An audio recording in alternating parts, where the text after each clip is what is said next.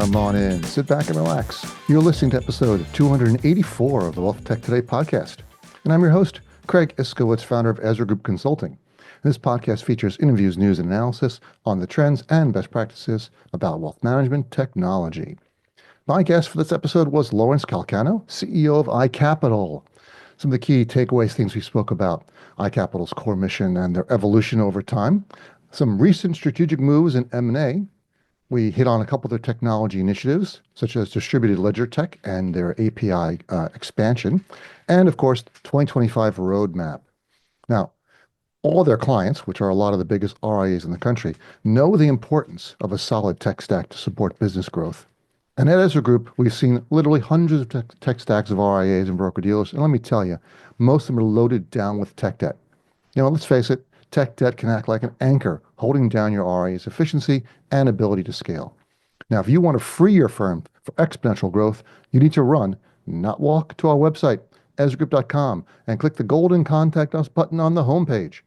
The experienced team at Ezra Group can evaluate your current tech ecosystem, deliver targeted recommendations, optimize your existing systems and operations, even run an RFP or an RFI, and help you implement new software to get your firm to the next level.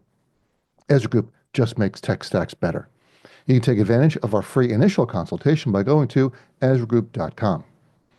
And now the standard housekeeping tasks. Please subscribe to the show wherever you listen to podcasts so you don't miss an episode. Check out our sponsors, the Invest in Others Charitable Foundation at investinothers.org. And if you are a wealth tech vendor providing software to financial advisory firms, you should go to our vendor portal and register, ezragroup.com/register, to update your integration information so your wealth tech integration score is up to date. And now, let's kick this thing off.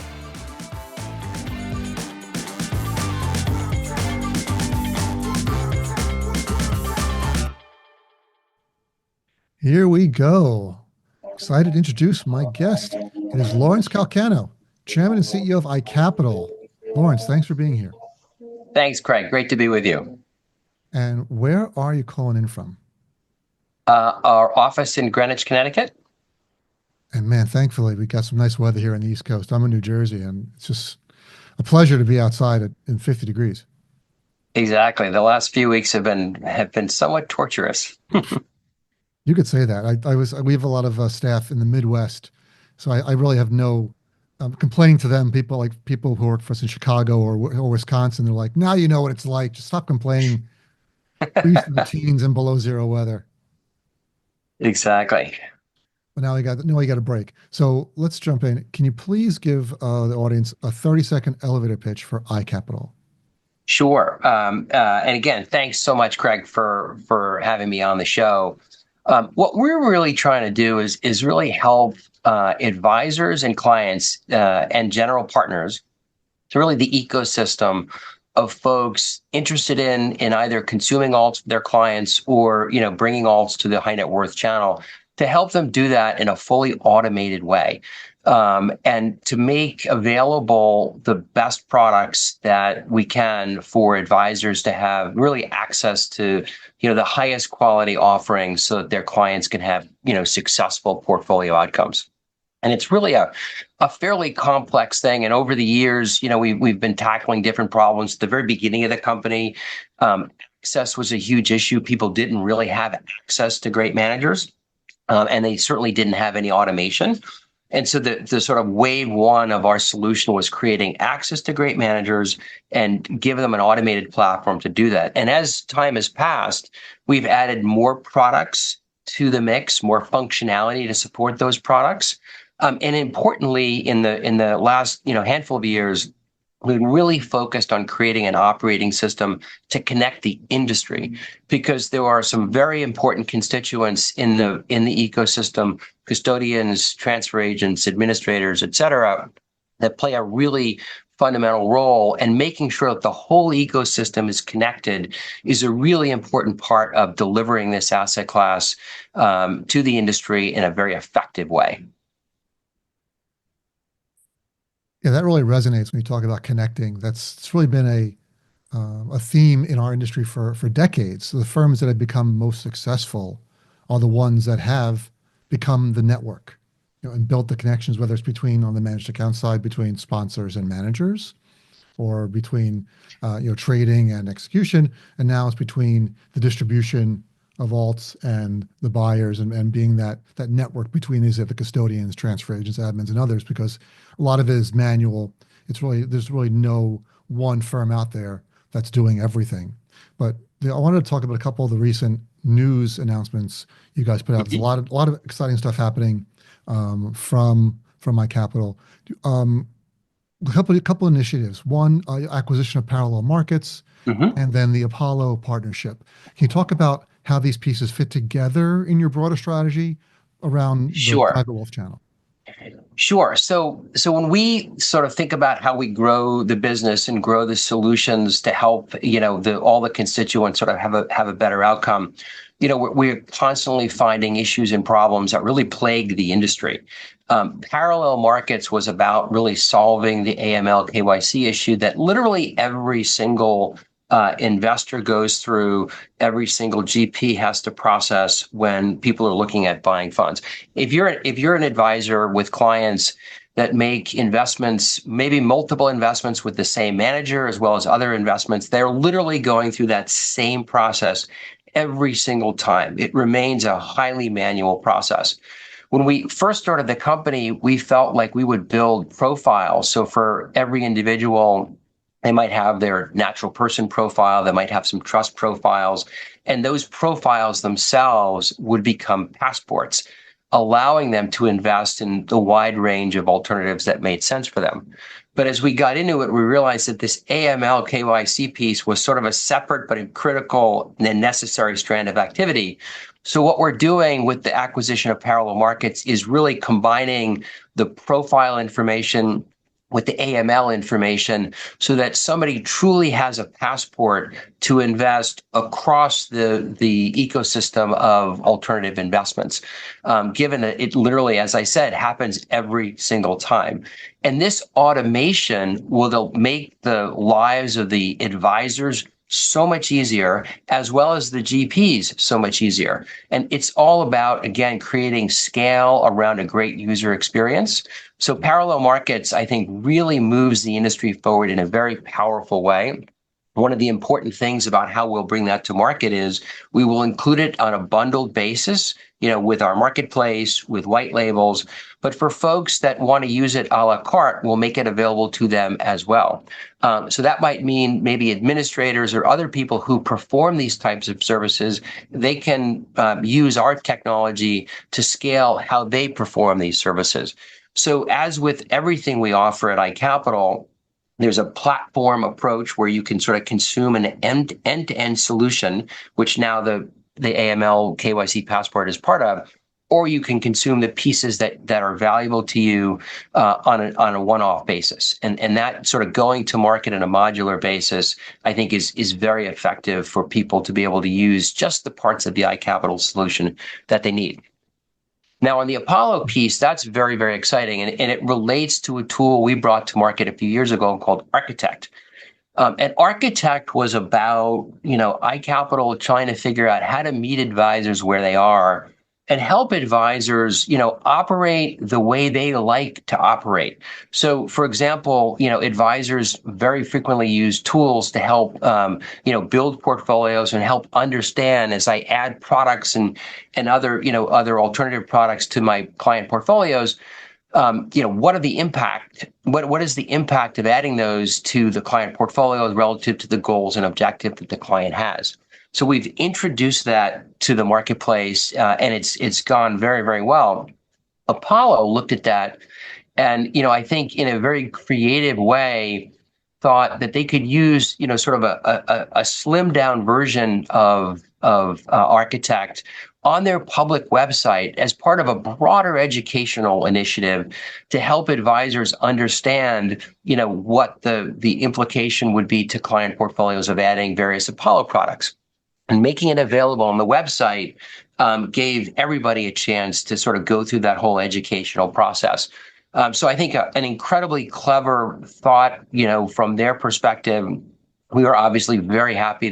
They've been a partner of iCapital's for years, and we were very excited to collaborate, on this exciting initiative. And I think there's, that's the kind of thing. One of the points that I think is underscored here is the importance of education, right? Because architect is a form of creating education for advisors to help their clients understand the implications of adding products.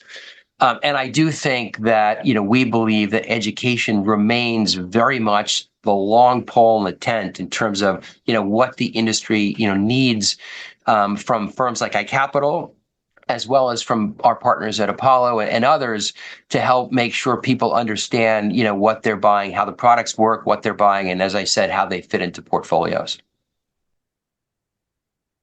And I just got a demo of Architect, so it's really helpful to understand how what you've done. I haven't seen it in a couple of years, so I really like the design, the analytics behind it that can show you how Yep. the portfolio is changing. You can do what ifs back and forth.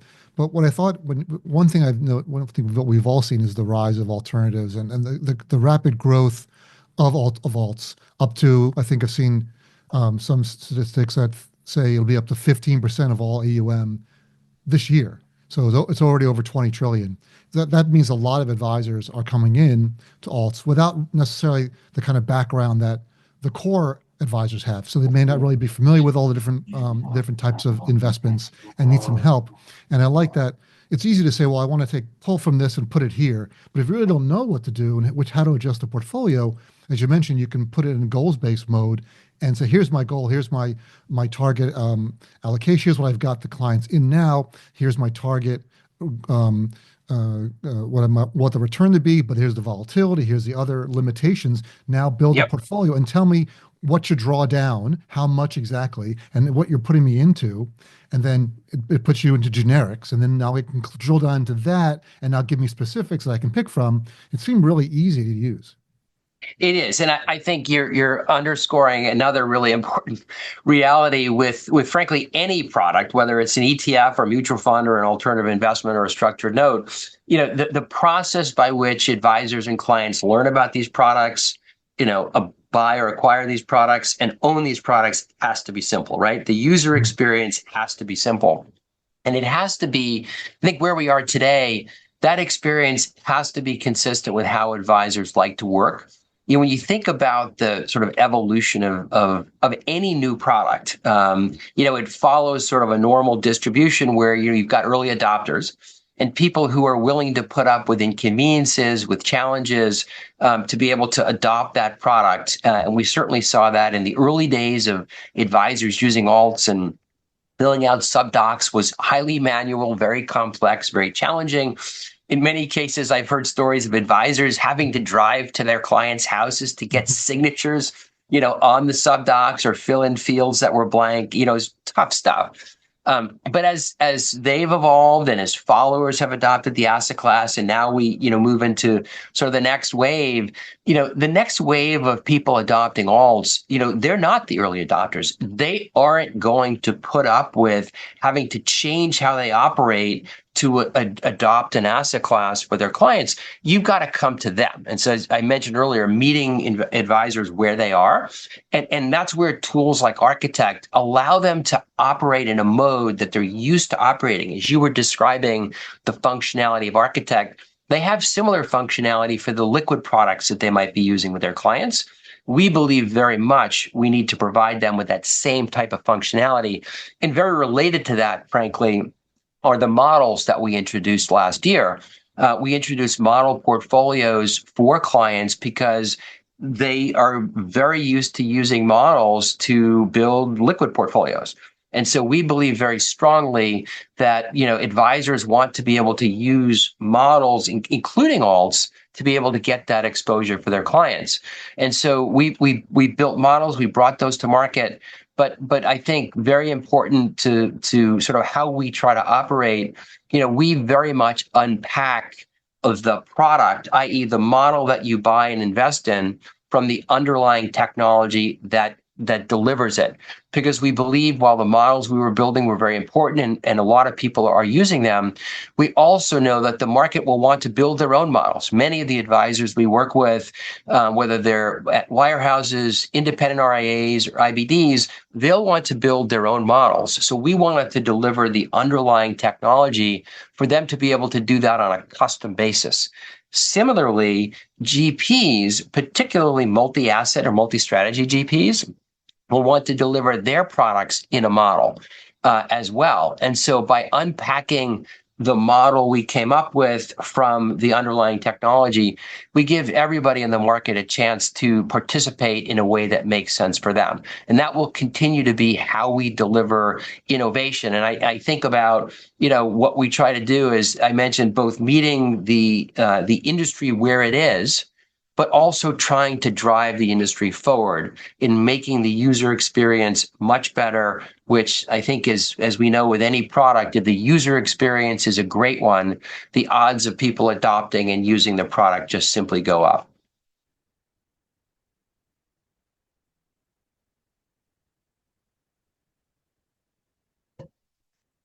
You're muted there.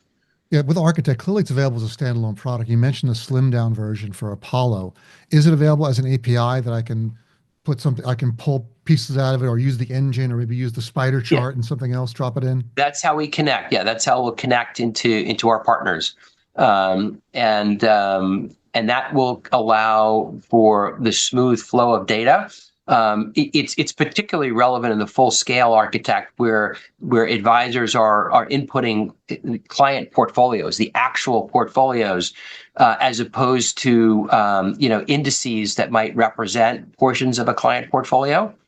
When you're delivering or downloading a full client portfolio, taking advantage of direct data connectivity is really, really important. And by the way, that connectivity is something we think is obviously important for Architect, but frankly, it's really important for the entire industry. And I think one of the sort of big friction points that remain in the industry is the fact that people aren't connected in the way they should be. And it's part of what we've been trying to do, both in terms of driving API connectivity with administrators and transfer agents, as well as with our underlying clients.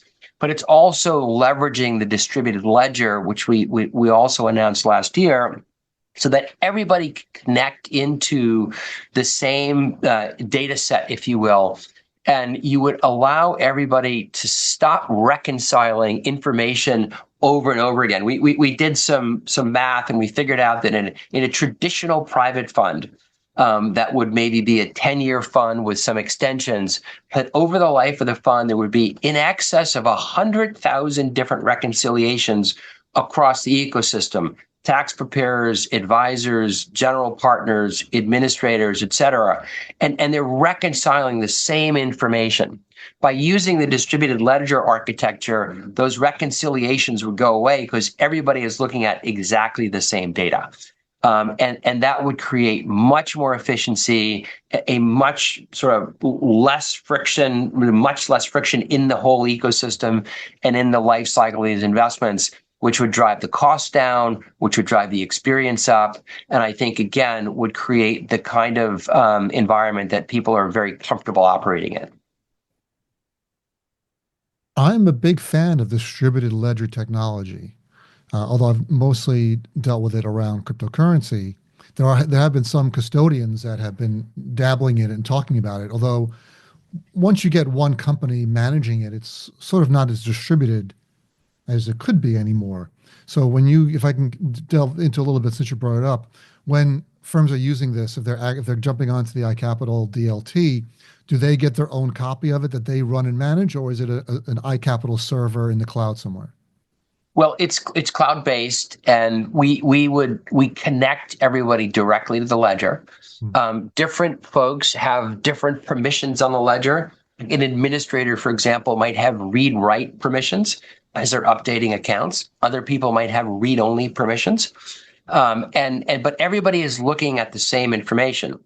And so historically, we would onboard people to a fund, they would subscribe, and then an administrator might then onboard that same information onto their system and their backbone. Here, the data sits in one place, and people aren't sort of re-uploading information, into a variety of different systems, which creates version control issues, right? Like, what system was updated, what system is not updated. Everyone is now looking at the same data in real time, which is, again, a very powerful solution for the ecosystem. And so we're connecting people, to the distributed ledger directly, and allowing them to operate, across the platform. One of the really interesting things that we've been doing over the last year is connecting through APIs to our administrators, to our transfer agents. We've launched several funds now on the distributed ledger. And what's very interesting is, if we launch a fund with, one of our administrative partners on the ledger, we've built API connections directly, with the administrator. Once those connections are built, if that administrator is adminning 100 other funds for us, all of a sudden we can now download all that data onto our distributed ledger, which is what we've been doing. And so while we've launched, sort of a handful of funds on the ledger, we have, well over 150 funds with their information on the ledger because we're taking advantage of these APIs that we've built. So it's again, Rome doesn't get built in a day, and you got to run really hard, but stuff takes time to do it the right way. But what we're focused on, is not, what are we solving for in 25? We're focusing on how can we help the industry get to a place where we're really at scale, in the next handful of years and a decade down the line, where these assets represent whatever the CIO suggests they should at 15, 20, 25% of a portfolio. Today, when you look across the advisory landscape, is 20% of the advisors maybe drive 80% of the volume, which means a large number of advisors aren't doing the business at all. And even those who are doing the business have sort of mid-single digit type allocations. And so when you get to a place anywhere near those CIO targets at 25, 30%, you're talking about just a very different type of allocation of these assets. And the ecosystem has to be there to allow this to happen in a digital end-to-end way. When you look at some of the other big financial products that have evolved over time that play a very critical role in how people invest, when mutual funds came out, those were considered somewhat complex for people. When ETFs came out, they were considered very complex. And it wasn't until some of the leading firms made it easy for people to buy mutual funds, to buy ETFs and to process ETFs. Did you start to see the kind of adoption? Now, every portfolio, virtually has some allocation to ETFs or mutual funds if they're investing. And we think that there's an opportunity to create that kind of automation and ecosystem around alts so that we demystify that process and people can take advantage of allocating to alts in whatever way works best for their portfolios. Yeah, that resonates. When you think about the number of recons you were mentioning, and how that can be resolved, the distributed ledger seems like something that could be a game changer, especially how differentiated all these different alt platforms and alt distributors are, and everyone's doing things their own way. Do you think that between your network, your APIs, and the DLT, it could reduce what I see as this huge flow of PDF files flowing between the industry, like we're sort of like with screen scraping was for Yes. account aggregators 10 years ago, 15 more years ago, whereas now everything, 80% of its data feeds. Do you see the same thing happening with alts through what you've been building? We are very much trying to accommodate that. The transmission of data between parties as opposed to just documents. There are going to be documents distributed through this ecosystem for many, many, many, many years. But we want to help facilitate the transfer of data that allow people to see their information where they want to see it. Do they want to see it in a custodial statement? Do they want to see it in a reporting package? Do they want to see it on the iCapital reporting system? We want to make it such that people can see their investment information wherever they want to see it and be able to help in the transmission of that information, in a seamless fashion. And that's where I think people can actually continue to push the envelope in terms of doing more analysis, doing more calculations around performance. The ability to move data around the ecosystem as opposed to documents, I think, helps elevate the entire industry. Yeah, a lot of our clients, we work with enterprise RIAs and broker dealers, and most of them are doing something with alts in some respect. And it's just such a mishmash where they've got different platforms they're working with. A lot of them work with you guys or some of your competitors. A lot of custodians are now launching alternative platforms, whether it's Fidelity or Pershing just launched theirs. A lot of the other larger platform vendors like Investnet are also launching, which I know you guys are partnering with them. But there's so many ways for advisors to get alts. How do you see that consolidating down into just one platform? Well, look, I think, as I said earlier, when we started the company, we a big part of what we were trying to solve was access, right? If you're not in a top performing fund, that when you look at the dispersion of returns, that the top quartile manager might outperform a fourth quartile manager by 1,000 basis points. Mm-hmm. You're effectively in a different asset class if you're in the fourth quartile, right? Mm-hmm. And so, we think access is really critical, but as time has gone by, and as GPs have realized the importance of the high net worth channel, you're seeing now the vast majority of managers, being focused on how do I bring product to this channel. So the access issue, while not totally solved, is made incredible strides. So it's about creating, the ecosystem now and a platform to make it easier. We work. You mentioned a number of firms there, and I think we probably work with all of those firms in terms of providing functionality around either access or various pieces of the automation that we've been talking about today.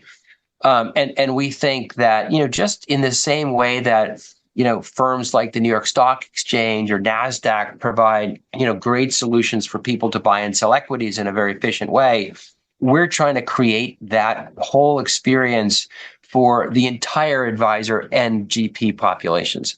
And that I think remains our goal. And I think connecting into the ecosystem is really critical.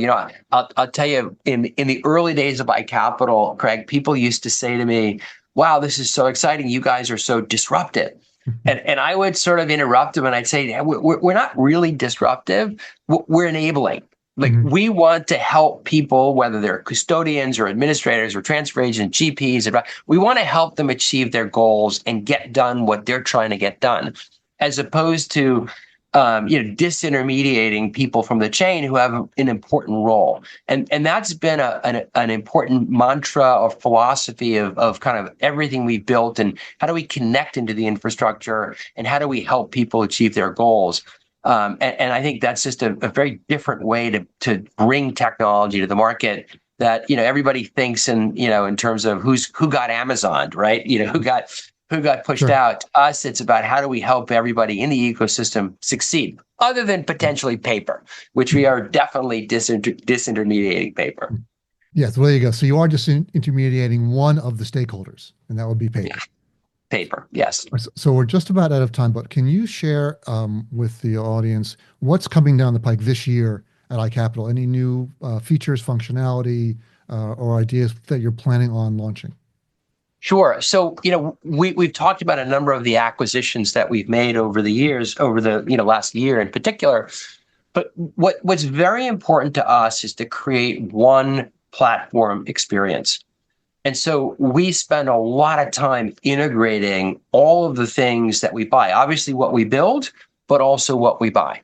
And that to us will allow us to deliver the best experience. So we acquired Simon a few years ago, and Simon was a leading player in automation of the structured investments and annuities market. So we've spent time we think of reimagining the platform where we have now combined the entirety of our alts platform with our structured notes and investment platform. Parallel markets. We are integrating parallel markets into the entire ecosystem. We've made several data acquisitions, Mirador, Alt Exchange, and helping people using AI to collect the data. In this case, the documents we talked about. How do we collect all of that data, documents, and bring it to one repository? And so this year is a very significant year around integrating all the things that we've acquired. We spent a lot of time and made a lot of progress on that last year. We made the most recent acquisitions in the last few months. So the first half of this year is all around making, those products integrated into the system. And then continuing to leverage the distributed ledger again as part of the whole platform. And the last thing I'd say, which is a very exciting initiative, is we also believe that just like institutions have opportunities for liquidity in these assets, we think high net worth advisors should have liquidity as well. And that includes a secondary market and the ability to potentially sell their positions. But we also think it's important to give people a chance to be able to borrow against their positions. And so that sort of broad liquidity initiative is something that's very important to us. It's something we're spending a lot of time on here in 2025. So would you be the marketplace for those secondary offerings? Exactly. We would want to be the marketplace, but as with the rest of our business, we would want the ecosystem, all the general partners, to participate in either the equity or credit side of that liquidity. And by the way, the other thing I would say is we also know from our conversations with advisors that advisors themselves are very interested in buying secondary positions. So we believe very strongly in letting the advisors also participate in that marketplace, so that they can bring, even more choice and more product to their underlying clients. It sounds like a complicated process, considering all the details behind most of these alternative investments. The pages of the contracts could be in the hundreds, and now you've got just keeping track of which products you're in and which deals you're in and when they expire. Then if you've got secondary, you're selling partial. I'm tokenizing it. I'm selling a piece of this and a piece of that, and it's spread out. Seems like technology would be perfect for managing that type of scale. Yeah, there's nothing that we've done to date has not been complex, I think is probably fair to say. And I think you said it really well, Craig, that technology can help solve complexity in a way that helps people have great experiences, and we're focused on delivering just that. And that's what we're all looking for, great experiences. But now we're out of time. Lawrence, thanks so much. Can you tell everyone where they can find more information about iCapital? To iCapital.com. Super easy. This was great. Lawrence, thanks so much. Appreciate it, man. Thank you. Enjoyed the conversation. Hope to talk to you again soon. It's Craig again. Here are my top 3 takeaways from this episode. iCapital, as Lawrence talked about, is focused on connecting and automating the alternate investment ecosystems for advisors, clients, and general partners. Some of the recent acquisitions include parallel markets and partnerships with Apollo, aimed to streamline AML KYC processing and enhance portfolio construction tools. iCapital is leveraging distributed ledger technology to reduce recon and improve data sharing across the alt investment lifecycle. And they're working to integrate some recent acquisitions and launch new liquidity initiatives in 2025. And that's a wrap. You hit the end of the Wealth Tech Today podcast. Thanks for listening. But before you go, head to our website, ezragroup.com, and scroll to the bottom of the homepage and sign up for our newsletter. Once a month, you'll receive an email chock full of wealth management goodness, news, and information. You will not be disappointed. Thanks again for listening, and talk to you all again next time.